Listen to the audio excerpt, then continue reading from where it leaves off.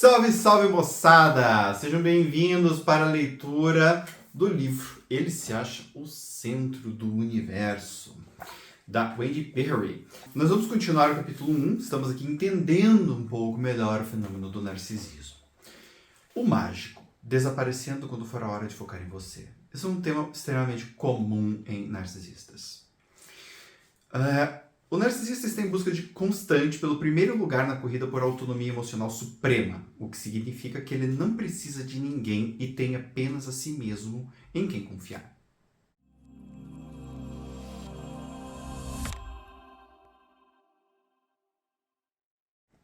No entanto, a ignorância emocional devido ao desapego à hiperautonomia limita ou elimina qualquer capacidade de despertar empatia. Quando você está numa troca com uma pessoa empática, percebe isso porque sente que ela verdadeiramente a entende. O narcisista faz algo diferente. O narcisista, ele simplesmente te escuta e enquanto você está falando, ele está aqui, daqui a pouco ele olha para você. Cara, eu lembrei de um compromisso que eu tenho amanhã no meu trabalho. Ou seja, você tem o sentimento de que ele não ouviu absolutamente nada. Ou ainda, você faz um comentário, né? A pessoa está ali comendo, você faz os teus comentários, fala das tuas coisas, e a pessoa continua comendo. Ela para de comer, olha, toma alguma coisa.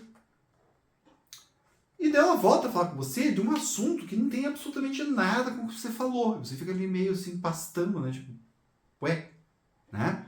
Então, essas são algumas, né? Ou às vezes, você começa a falar, a pessoa vira as costas, chama alguém, chama um garçom, faz uma piada. Enfim, você tem o sentimento de que aquilo que você está falando não é nem um pouco importante. Não tem absolutamente nenhuma relevância para a pessoa com quem está dialogando. Ou seja, a capacidade, né, essa capacidade de empatia é muito pequenininha. Tá? O padrão seguinte ocorre com frequência em mulheres. Ela capturará você em um discurso irritado sobre o que tem que fazer, o quanto tem que fazer, o que fez, o que fará, o quanto não será apreciado por isso, né? Totalmente imersa em seu martírio, esta vítima virtuosa está muitas vezes a não mais do que alguns centímetros do seu próprio vômito emocional. Isso está escrito de verdade no livro. Para resumir, né? Então, o fato de que você acaba de mencionar que não se sente muito bem ou que está atrasado para o compromisso simplesmente vai desaparecer. É aquela pessoa que sofre tanto, que tem tanto problema e está sempre falando disto, que ela não consegue te escutar. E quando te escuta, olha para você e fala algo do tipo assim, mas isso não é nada comparado com o que eu sinto. Ela sempre vai ter um pepino maior do que o teu, um problema maior do que o teu, uma dor maior do que a tua. Ou seja, o teu problema, as tuas questões também não interessam, porque as delas são muito mais dolorosas. Isso é importante no narcisismo, de entendermos, tá, gente? Porque assim, o narcisista ele é especial. Mesmo quando ele é, né, assim, a pessoa que só se ferra, ele é a pessoa que mais se ferra. Se ele, por exemplo, é uma pessoa que fracassou, ele é o mais fracassado. Entendem? Então, esse sentimento de autoimportância e de ser, entre aspas, especial e, nesse sentido, superior de alguma maneira aos outros, ele pode ir tanto para o alto desempenho, quanto, entre aspas, para o baixo desempenho. Pode ir tanto para uma pessoa que super é boa em tudo, quanto para uma pessoa que super sofre tudo em tudo. Então, o narcisista ele tem essas características. É bem importante a gente entender isso. E aqui, ela está falando, esse padrão é mais comum em mulheres do que em homens. O padrão masculino é mais esse que eu havia citado anteriormente. Ele corta, ele não liga, ele continua comendo, ele fala de outra coisa e tá nem aí. Né? Então, a gente, para fazer uma diferenciação aqui. Homens e mulheres narcisistas podem ser identificados pelo caso de amor que tem como o som da própria voz e por sua busca incessante por admiração subliminar diante de suas plateias. Eles martelarão suas opiniões, reclamações e críticas até levá-lo ao limite de sua paciência. Ou você pode se sentir conscientemente entediado a ponto de morrer. E é bem assim mesmo.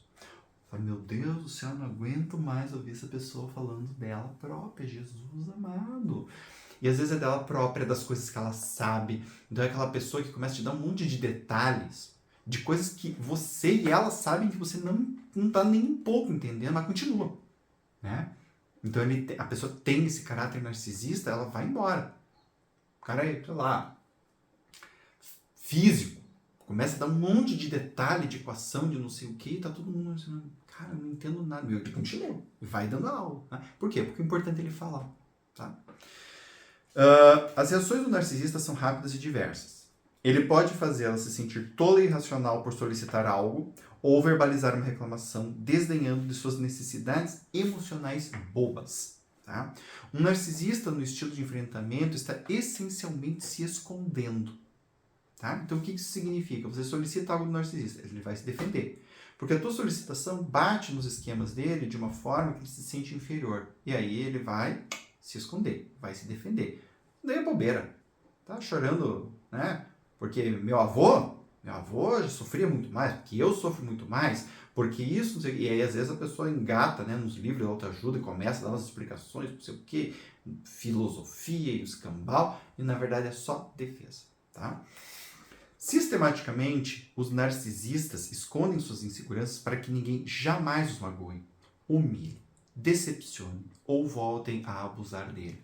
Então, essa arrogância, que é dura, difícil de engolir, ela tem uma base que é qual? A autodefesa. Nunca mais vão me ferir de novo. Eu não quero, não aguento. E eu me defendo dessa possível humilhação como? Sendo muito, sendo especial, assumindo todo o lugar para mim. Eu preciso disto, porque eu acredito que se não tiver isto, eu serei ferido. Isso é muito importante de entender sobre o narcisista. O grande problema na lida com o narcisista é que ele está se protegendo de tudo o tempo todo. Gente, é tipo assim, é Fort Knox, né? É tipo CIA o nível de defesa. Então, ele não dá margem para nenhuma brecha. E se você consegue tocar numa brecha, vai ser feito um muro de concreto ali logo, logo. Entende? Então é muito difícil sair daquela selva intelectual, ou de glamour, ou de status, ou de realizações do narcisista para entrar na pessoa. Marion Solomon, em seu livro Narcissism and Intimacy, escreve que o narcisista teme a perda do sentimento de si mesmo quando entra em uma fusão emocional. Para eles, intimidade significa uma residência sufocante e perigosa. Por quê? Porque na intimidade eu me abro, na intimidade o outro sabe sobre mim. Então isso causa uma sensação de sufocamento. Como ele é muito distanciado das emoções, a intimidade faz ele entrar em contato com estas emoções que ele quer evitar. E aí, ao entrar em contato com estas emoções, se torna demais. E é isto que sufoca. Paradoxalmente, o que sufoca o narcisista numa relação onde pode haver intimidade é exatamente a quantidade de emoções que ele sufoca, que ele reprime e que ele se afasta. Aí é como se abrir se comporta. E aí desce toda aquela água e a pessoa não consegue lidar com isso. Não preciso de ninguém é o mantra inequívoco e autoafirmador do narcisista, sobretudo homens. Tá? Eu não preciso de ninguém. Geralmente, quando a pessoa começa a falar assim, né, tô atendendo alguém, a pessoa começa, não preciso de ninguém. Geralmente, narcisismo. Você me deve é mais frequentemente o refrão recorrente da narcisista. Ou seja, o homem vai mais para chega, não preciso de ninguém. Sou completamente insuficiente. Isso também pode aparecer em mulheres, especialmente mulheres com um temperamento um pouco mais agressivo. Mulheres tendem a você me deve. Isto também pode aparecer em homens com um temperamento, tá, um pouco mais calmo e passivo. Então é muito importante aquela questão do temperamento, da gente entender isso. Isso também tem a ver com o temperamento. Mas ambos, homens e mulheres, podem ter esses discursos. Porém, vai ser muito mais eu não preciso de ninguém, vai ser muito mais para homem, e você me deve, vai ser muito mais para as mulheres. Tá? As máscaras narcísicas permitem que ele transforme estados potencialmente dolorosos em experiências suportáveis, talvez até mesmo confortáveis. Elas devem ser vistas como metáfora para proteção, que é o que a gente chama de estilo de enfrentamento. Aqui ela fala de alguns, ela cita o intimidador, o exibicionista, o complacente viciado, o autoritário. Só que isso daqui, gente, é capítulo 5, tá? Então aqui ela só está falando que o narcisista, vejam, muitas pessoas são narcisistas, mas nem todas reagem da mesma forma. Então o que a gente precisa entender não é só se a pessoa é ou não narcisista, é a maneira pela qual isso aparece. Porque pode aparecer de formas muito diferentes. A mesma origem. Temos um narcisista privado e dependente. Ele pode aparecer de formas diferentes, porque o estilo de enfrentamento é específico de cada pessoa. Então temos o narcisismo, que tem aquela origem lá nas infâncias que a gente viu, né? A criança privada e solitária, o mimado, o dependente. Temos essa origem. E temos a maneira pela qual isso se mostra para a gente. Tá? Essa maneira, capítulo 5. A estratégia do narcisista para lidar com necessidades não satisfeitas.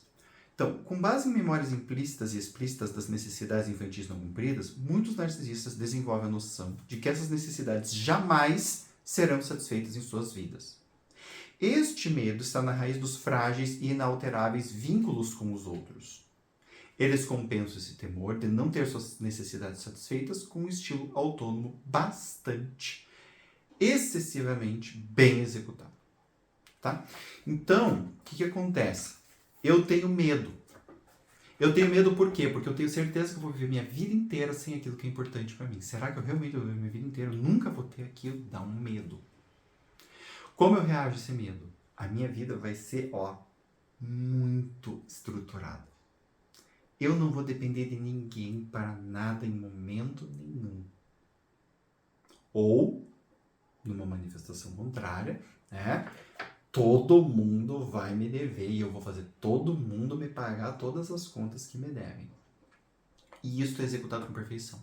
Este é o ponto muito importante do narcisista. A maneira pela qual ele vai demonstrar o seu narcisismo, vai criar as relações, geralmente é muito bem executada. Narcisistas, gente, não são pessoas que fazem as coisas meio que meia boca. Quando eles fazem bem feito. Por isso que o narcisista, quando ele é bem tratado, quando ele se dispõe ao tratamento, ele se torna geralmente uma pessoa muito, muito interessante. Por quê? Porque eles são muito, assim, detalhistas, eles têm essa coisa do cuidado, eles querem a coisa feita do jeito que tem que ser feita. Né? Muitos, inclusive, têm até um pouco de perfeccionismo ali no meio que também precisa ser tratado. Mas, geralmente, eles têm essa característica. Por exemplo, em um esforço para não se sentir inadequação em um ambiente social, ele vai reclamar de estar enfadado, ou se lançará em um de seus monólogos grandiloquentes sobre algum de seus conhecimentos singulares. Consequentemente, parecerá não apenas estranho, mas também grosseiro e antipático. Tá? Então, eu estou no ambiente social, o que eu faço? Não estou gostando, né? Não estou sendo centro das atenções, o que eu faço? Começo a dar de dedo nas pessoas, começo a falar... Você é isso, você é aquilo, você é aquilo, você é aquilo, papapá. Vocês não são tão bons assim. Muito comum em homens isso, mas em mulheres, muito com certeza você já conhece uma pessoa assim também. Começa a desdenhar todo mundo. Ou começa a falar de algo muito importante meu. Ninguém entende, mas eu acho isso muito importante. E eu falo de um jeito que ninguém consegue abrir mais a boca. Né? Quando você vê uma roda de amigos, tá todo mundo quieto. Calado, tem uma pessoa só falando, e tá aquele climão assim, de tipo, quero sair daqui, geralmente é porque tem um narcisista ativado falando, tá? Narcisismo velado. De vez em quando os narcisistas se apresentam em embalagens mais discretas. Esses mártires moralmente hipócritas estão sempre destacando as formas certas e erradas de viver no mundo. Rápidos em prestar ajuda, o narcisista velado está ansioso em encontrar soluções para todos os seus problemas com base na própria filosofia superior sobre a salvação de sua alma.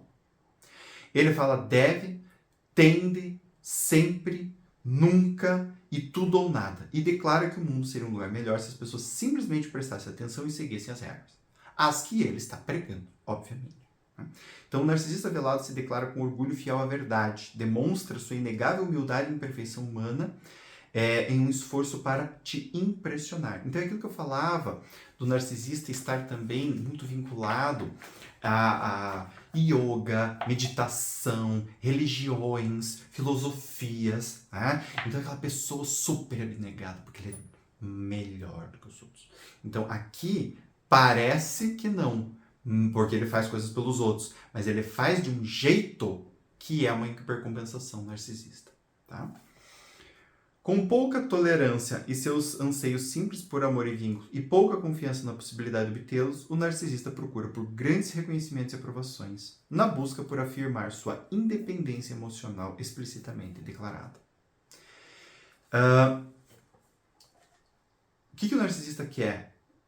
Ele quer essa aprovação no sentido de que ele sabe, a partir dessa aprovação, que ele é o melhor. E que por ser melhor ele não precisa mais se relacionar com ninguém. E ele precisa disso por quê? Porque se ele não puder fazer isso, ele vai ter que se haver com as suas dores. E vai ter que fazer algo pior ainda, que é entrar no mundo dos relacionamentos de novo para tentar obter essas coisas que são importantes para ele. E por que isso é tão doloroso? Porque lá na infância dele, ele não teve isto. Ele teve uma experiência muito contrária a isto. Então, também, no fundo, uma das dores do narcisista, que é, assim, guardada a 7 chaves, é ele não tem a menor ideia de como ter um relacionamento humano saudável. Ele não sabe ter intimidade. Ele não tem a menor ideia de como é ser amado por quem ele é e amar alguém pelo que essa pessoa é. Ele não sabe. E quando eu digo isso, não é no sentido de criticar a pessoa narcisista. Bem pelo contrário. É no sentido de evidenciar uma dor, uma privação emocional muito grande. Então isso é uma tragédia na vida dessa pessoa. E é uma tragédia extremamente dolorosa. Tanto é que a pessoa se defende disso, com tudo que ela pode e mais um pouco. Tá? O narcisismo é sempre ruim? Na verdade, não. O narcisismo saudável contém as sementes da autoafirmação e do autorrespeito. Tá? Quando a gente vai falar disso, narcisismo saudável pode até parecer meio paradoxal, a autora fala sobre isso, né? Mas a questão é assim, gente. A gente pode falar de narcisismo enquanto um transtorno de personalidade narcisista, ou a gente pode falar do narcisismo enquanto um traço humano, que pode estar exagerado por um motivo de hipercompensação para uma defesa emocional. Ou, no extremo, faltando. Por causa de dores emocionais que a pessoa teve e ela não consegue ter o mínimo de autorrespeito. Isso é uma discussão que eu não vou entrar muito aqui, porque é uma discussão muito teórica para este momento. O que é importante para vocês entenderem é ter um narcisismo saudável significa o quê? Eu poder olhar para mim, né, e eu ter a capacidade de me dizer que eu posso ser bom o suficiente. Não que eu sou melhor do que os outros.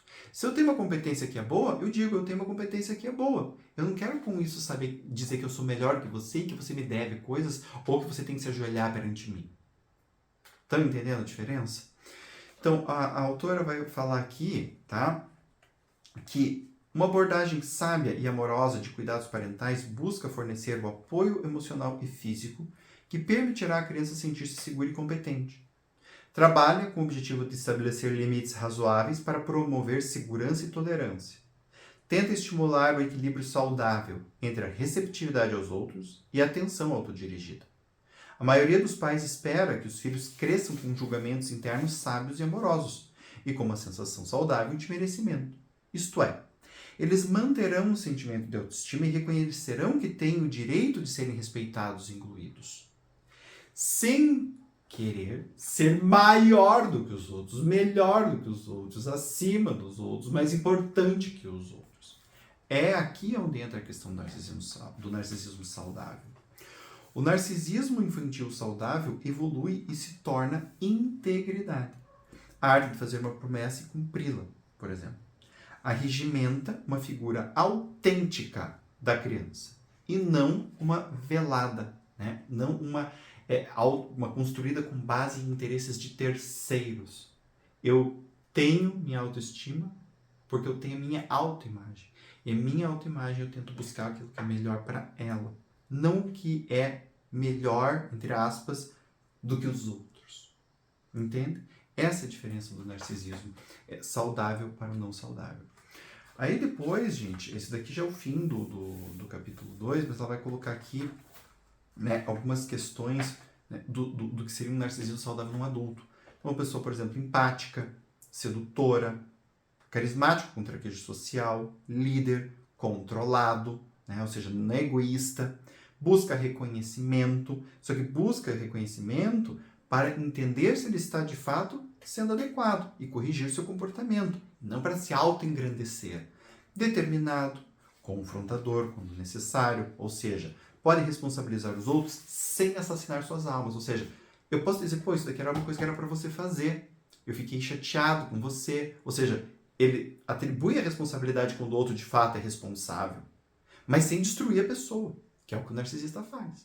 O narcisista fala, você é um lixo. Ele não está fazendo atribuição de responsabilidade, ele está julgando a pessoa e destruindo ela.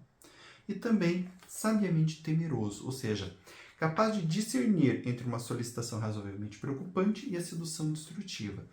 Então, o que acontece? Esse narcisista, esse narcisismo saudável no adulto, ele faz a pessoa funcionar de uma forma mais ativa, mais proativa, tá?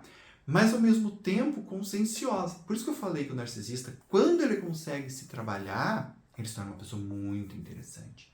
Porque ele tem muitos recursos. Geralmente os narcisistas são pessoas que criam muitos recursos. O problema é a maneira pela qual eles usam isto e a finalidade com a qual eles usam isso. Que é fazer uma hiper mega proteção das suas carências infantis. E ele tem que destruir o mundo para que ninguém chegue perto. Quando ele consegue superar esse medo e desenvolver uma relação com o outro de forma saudável, ele se torna geralmente uma pessoa maravilhosa. Gente, isso é o capítulo 1 deste livro maravilhoso. Espero que vocês estejam gostando deles. Nos vemos nos próximos capítulos.